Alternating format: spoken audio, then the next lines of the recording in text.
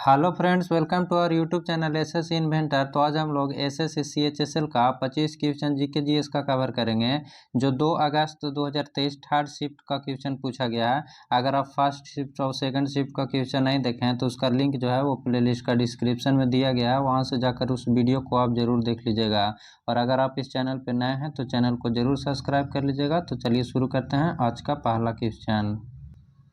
निम्नलिखित में से भारत में कौन सा कागजी मुद्रा का एक उदाहरण नहीं है? तो इसका सही आंसर हो जाएगा ऑप्शन नंबर बी, 200 का बैंक चेक। निम्नलिखित में से भारत में कौन सा कागजी मुद्रा का एक उदाहरण नहीं है? तो 200 का बैंक चेक हो जाएगा।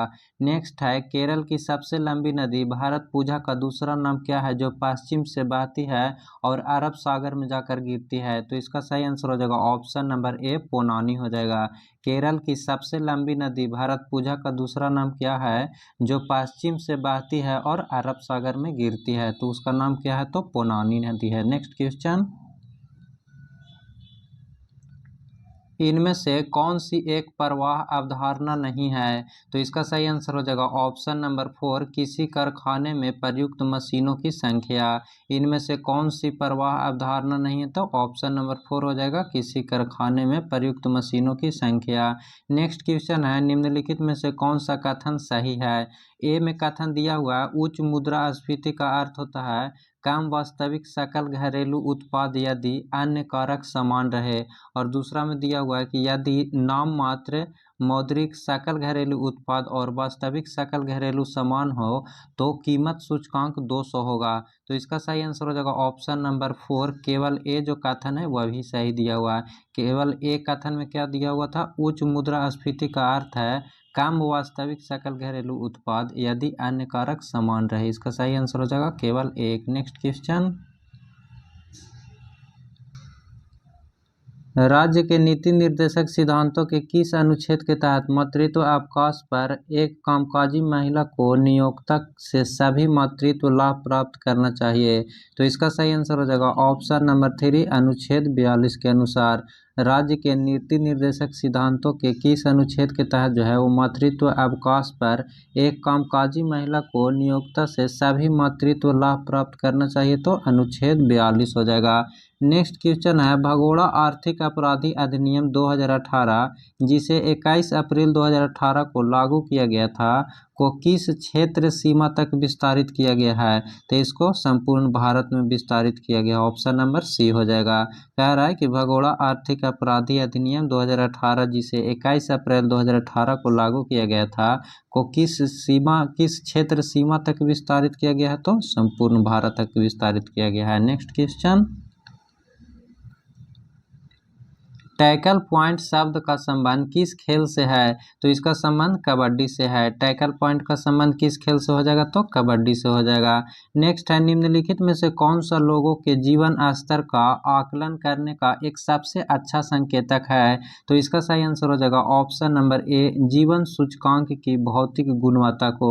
निम्नलिखित में से कौन सा लोगों के जीवन स्तर का आकलन करने का एक सबसे अच्छा संकेतक है? तो ऑप्शन नंबर ए हो जाएगा, जीवन सूचकांक की भौतिक गुणवत्ता को। नेक्स्ट क्वेश्चन, 2011 में किस अभिनेत्री तथा नर्तकी को पद्म भूषण पुरस्कार से सम्मानित किया गया था? तो इसका सही आंसर हो जाएगा ऑप्शन नंबर 4, वहीदा रहमान को। 2011 में किस अभिनेत्री तथा नर्तकी को पद्म भूषण पुरस्कार से सम्मानित किया गया था? तो वहीदा रहमान को किया गया था। नेक्स्ट है, निम्नलिखित में से किसे भारतीय संविधान द्वारा लागू किया जा सकता है? तो इसका सही आंसर हो जाएगा ऑप्शन नंबर 3, मौलिक अधिकार को।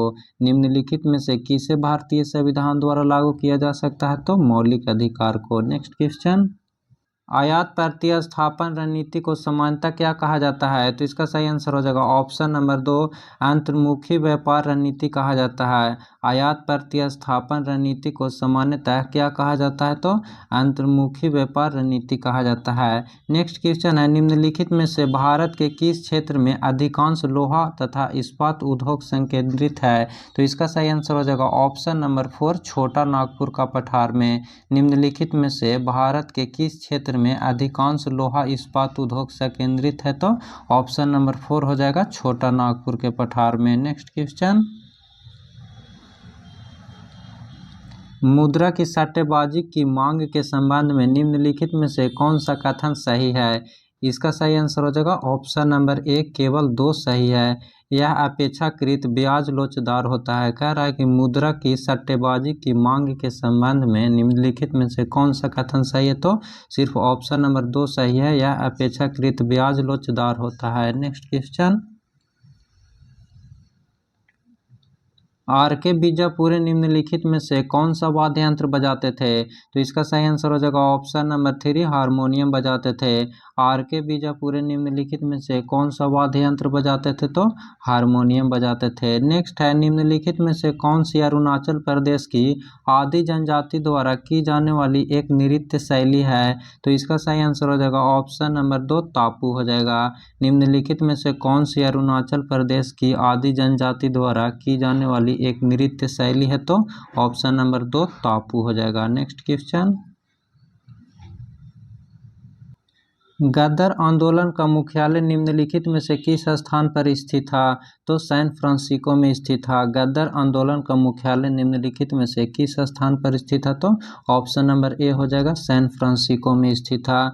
लैक्टिटोल निम्न में से किसके हाइड्रोजनीकरण द्वारा प्राप्त होता है? तो लैक्टोज से प्राप्त होता है। लैक्टिटोल निम्न में से किसके हाइड्रोजनीकरण द्वारा प्राप्त होता है? तो लैक्टोज के द्वारा प्राप्त होता है। नेक्स्ट क्वेश्चन, निम्नलिखित में से किसे वन्य घूड़खर अभ्यारण्य घोषित किया गया है? तो ऑप्शन नंबर 4 हो जाएगा, कच्छ का रण को। निम्नलिखित में से किसे वन्य घूड़खर अभ्यारण्य घोषित किया गया है? तो कच्छ का रण को किया गया है।